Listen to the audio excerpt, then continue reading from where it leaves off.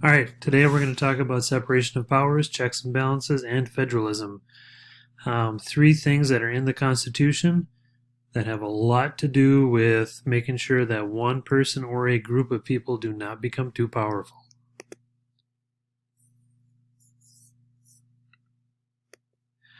All right, this guy on the right-hand side here is King George III. He was the King of England during the Revolutionary War when we decided to leave the English as a colony.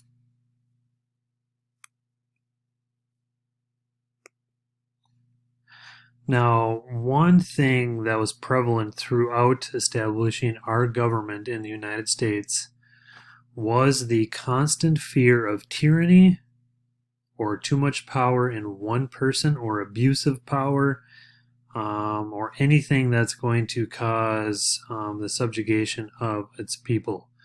So to avoid this, one thing that one thing that our founding fathers wrote into our Constitution is a separation of powers. And that meant having three completely separate branches of government. Each branch of our government is checking the power of the other two branches. And if you didn't know, which you probably should, our three branches are legislative, executive, and judicial. Now, the interesting part about our three branches of government is they are laid out in our Constitution, Article 1, 2, and 3. Now, you can tell by reading the Constitution, if you ever get the chance. It's not that long of a document, and it's pretty interesting to read. If you read the Constitution, you can tell the Founding Fathers laid them out in order of importance. Article 1 was the longest article of the Constitution, and it laid out the framework for the legislative branch. Now, the legislative branch, as you can tell from reading it, was supposed to be the most powerful and important branch of government.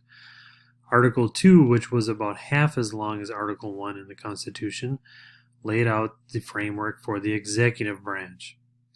Article 3, the judicial branch, was clearly the least important and least powerful branch of our government, as you can tell from the articles. Article 3 is only a couple of paragraphs long. It does not lay out the judicial branch very well. It leaves it wide open for interpretation and for change. Now, our three branches of government, legislative, executive, and judicial, if you didn't already know, our legislative is the Congress, the Senate, and the House of Representatives, because we have a two-house Congress. Our executive branch, of course, is our president. Judicial branch is our federal courts or Supreme Court.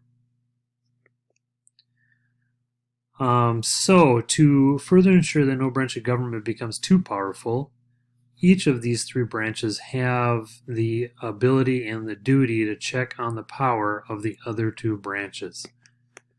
Legislative branch. Now, these aren't all the powers they have to check the other branches, but these are a few.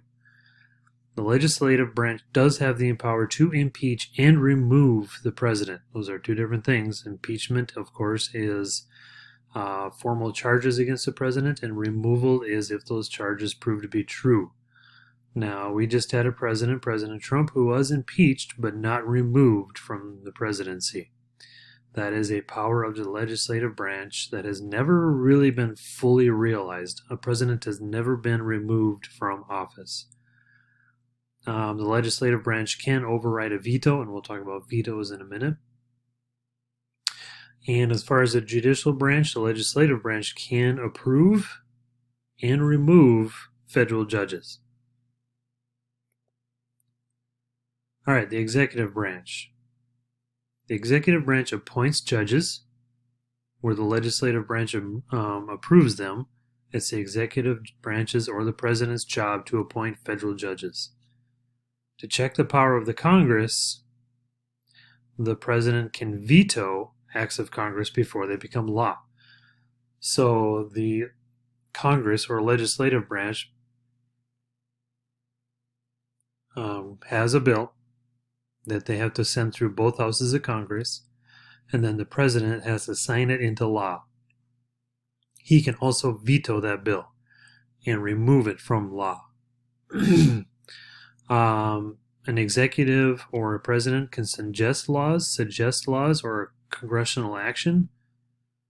And usually the Congress, or at least parts of Congress, listens to a president when he suggests laws or possible bills. All right, the judicial branch. Judicial branch can declare executive congressional acts unconstitutional. So if the Congress passes a law or the president declares an executive action, the judicial branch or Supreme Court can declare that unconstitutional and void, or remove it from the books. That's called judicial review when they do that. So those are the ways that our three branches can check the powers of the other two branches. All right, another way that our founding fathers tried to make sure that no one group of people or one person has too much power is the idea of federalism, or dual federalism. It's called a division of powers, whereas we had the three branches of government are separation of powers. Federalism is a division of powers. The division of powers is the sharing of power and responsibility between our national government and our state government. So we'll use Minnesota as an example because, of course, we live in Minnesota. The Minnesota government mirrors our national government. There's an executive or a governor. There's a two-house Congress or a legislative branch, and we have a Minnesota Supreme Court. So they mirror pretty close to what our national government looks like out in Washington, D.C. Now, both of these governments are their own entities, and they share responsibilities and powers. They each have their own responsibilities, but they also share a few responsibilities. Our national government, their sole job, a job that they have that the state does not, is they create money or coin money. They have a standing military. They can declare war on foreign nations, and they regulate foreign trade. Now, these are four of many jobs that our national government has that our state government does not have. Now, a state government has some responsibilities that the national government does not have. It is up to our state government to establish local governments within the county and within the state.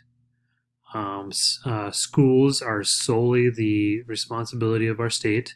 So Minnesota State has its own separate school system that's different than Wisconsin, South Dakota, North Dakota, Iowa, and all our surrounding states, or any of the states in the 50-state nation. And oddly enough, and we have talked about this after CNN 10 a couple times, they conduct elections. Even our national elections, our local elections, our state elections, our judges, all of that, how our elections work, are done at a state level. Okay? All right, so those are our two separate powers between state and national government. That right there is federalism. Each government has its own power. Now, state governments and national governments having separate powers is kind of a leave-over from the Articles of Confederation. The Articles of Confederation, as you read about earlier, is our first form of government. And the Articles of Confederation were just a very loosely based national government where the states had most of the power. Now we have a fairly equal separation of power between the national government and state government in our current form of government of federalism. So these two state and national governments have also shared powers. And some of these shared powers, not all of them, but some of these shared powers are raise taxes, criminal justice. So we have a national, or taxes, we have our federal income tax and Social Security tax and other taxes that are raised at the national level. We also have our state income tax and other state taxes that are raised at the state level. Criminal justice, so police, prisons, corrections, all that stuff, both the national government and the state government both have a criminal justice system. So we have state courts and we have federal courts. We have state police like state troopers, state patrol, local police like Elk Rogers Police Department, and we also have our national police force, which is the Federal Bureau of Investigation, the FBI. They deal with interstate crimes. And both our national government and our state government build roads and repair roads, build bridges, and all that stuff. If 35W needs work or needs additions to it, it's going to be our national government and our national money. If it's Highway 10 going through Elk River, that's going to be a state funded job and a state funded road. So both of them share powers.